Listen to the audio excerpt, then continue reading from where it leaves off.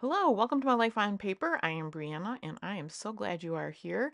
I am playing along with Mad About Mini Paper Pads, and I'm using this sketch number 80 from Scrap a Sketch. I will have that linked below.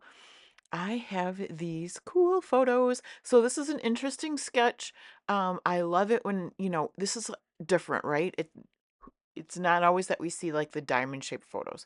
So that was the first thing I did was look through my photos to see what I would want to print, something that I could trim off a lot. And that's what I'm doing. So I started off, well, I think I started off with a 4x4 uh, square. I trimmed it down to a 3x3 square, and this is actually a 2.75 by 2.75 square. And that's going to allow me to have the whole square, the width, fit on there. So I'm just going to take my scissors, I'm just going to hold it over and hope for the best, trim it off. This works well. And I love the reveal, like, ta-da, yes, you didn't cut off anything important. Um, in fact, with this first one, I didn't cut off anything because it was taken far enough away, which being a scrapbooker isn't always something I do because you want to get the important stuff in and you want to, not have to crop all that out and all that kind of stuff. But this was good that this wasn't so close. Um, my husband and I and two friends went to had a long weekend. This is one place we've been to before. It's a kind of like a bar that is in an old house, and we had a blast. So this is our second time there. Um, there are people that just pick up instruments and play. It's a good time. All right. So I'm kind of showing you. Did I show or did I whip out the paper pads already? I am using a color back collection called Neutral. It's 6x6 pad, and that's exactly what I'm using for this to make this uh, diamond pattern right here.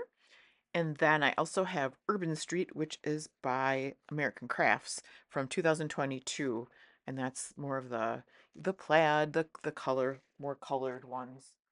And it's funny, I kind of just put them down to see if it was going to work out. It worked. It looked really good. Now, of course, I'm on camera trying to recreate it so that it's actually four pieces of paper, and it's a little bit more challenging. So it just takes me a little bit to make sure to get them where I want them. And this time through, I guess I was paying attention. I wanted the top point at the 6, the right and the left points at the 9, the bottom one at the 6 as well. And because of that, and I'll bring out a ruler in a second. I will end up after I glue them down, I will find out that it's not really a diamond because it's like a square on the side, is 8 by 8.5 inches. So I I'm gonna do my best with that, and I think it doesn't. I don't think it at the end, because I put all the embellishments on, it really calls attention to itself. There was once I got it down, I was not changing it. Here we go. Oops, 8 inches that way, 8.5 the other way. It's okay. So I'm going to bring out, this is the American Crafts paper, and I will trim that into 4x4 because again, I'm not exactly sure how long I want them, and it's better to go big than too small. So I'll take two of the flower paper, 4x4 inches, two of the plaid papers, 4x4 inches. I don't know if you can see on the left-hand side. So there's some metal brads. I don't end up using those. But there are these pieces. I've had them in my stash for absolutely forever. I can't remember the company name. It was a random off company name. But I brought them out because I like the color, and I just decided I was going to put this one on the layout. It's not on the sketch, and I look at it this way, and for some reason, I think it looks better this way. So there you go. It's not on the sketch. It's not symmetrical. I don't do anything with it other than put it down. So the plaid is the same thing, 4x4 I start off with before I figure out that they won't all fit in there. And the plaid, I was excited because it matches the gentleman that's playing the guitar. It matches his shirt. And I just love the way these colors came together, and the mood and feel is just right, even with the flowers. Nothing wrong with little flowers. So okay, too big. But you can see on the right hand side and the left hand side, or the left upper and right lower, how I'm going to have a more of a border on that. So trim down to the 3.75 by 3.75. And then I jumped ahead to where they're all trimmed down, and I will straighten those out and try to figure out how it looks best, knowing that I have an extra half an inch on that one side. But like I said before, I just leave a little bit of a border in that left upper corner and then the right lower corner. And here I'm like, I've got these cut aparts, and I was like, ooh, can I cut that into a diamond? And I just don't think you would see any of it if I did that. So left that out. I'm still figuring out what other pieces I want to use. I'm going to get those corner pieces down. They're still nice and sticky. I probably should stick some glue in there, but and the other thing is I'm lining it up with the paper. On the bottom one, you can see how crooked it is. I should have really lined up with the corner, but I could go back in there before adding some glue and fix that. I'm sure that'll be fine. I do have these Simple Stories clipboards, and that was kind of like a very nice cluster base. So I set that over on that side, and then my title will go on the left. I do have these canvas flare buttons. I'm going to be using those, and some of these pieces that, like the piece with the title or the saying on the right is from Scrapbook Generation. They have their own line. It's a glossy paper, but there is different like musical ones I've been using. That saying is, music expresses that which cannot be put into words and that which cannot remain silent. And then I'm going to hear this things down so far. Again, I'm going to have a lot of stuff that isn't going to make it on the page, but I like to have options. So um, anything I thought might be an option, I brought out and left it there. So mini paper pads, there's two rules. One, you can only use one 12 by 12 sheet of paper.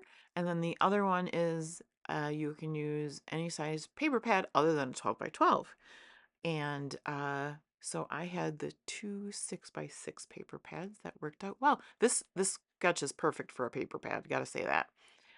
Little challenging, gotta find the right pictures, but other than that, perfect. So I will have Scrap a Sketch listed below.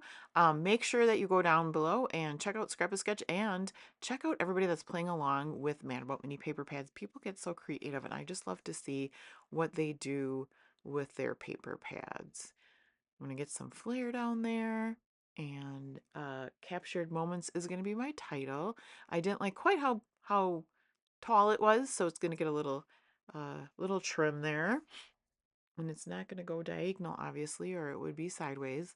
But I do give it a little bit of a lean. I guess the clipboard on the right is leaning right. The title's going to lean a little bit to the left. So the fun part now is to really figure out what is going to go on the layout and what's not. I always have lots of leftovers. That's okay.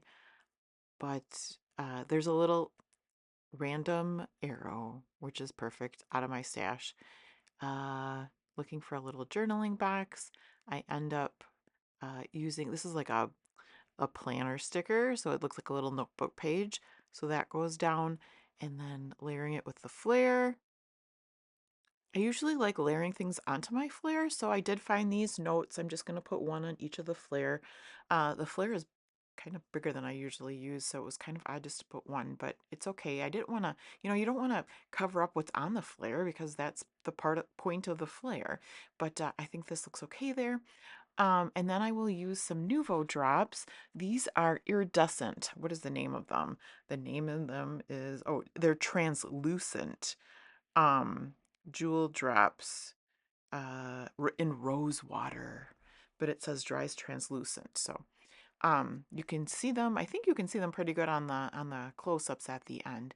So I cover this up, and I'm going to use some black soot splatters, and I think that's going to be the finishing touch for me. Go check everyone out playing along below, and until next time, may your memories always have a home on paper.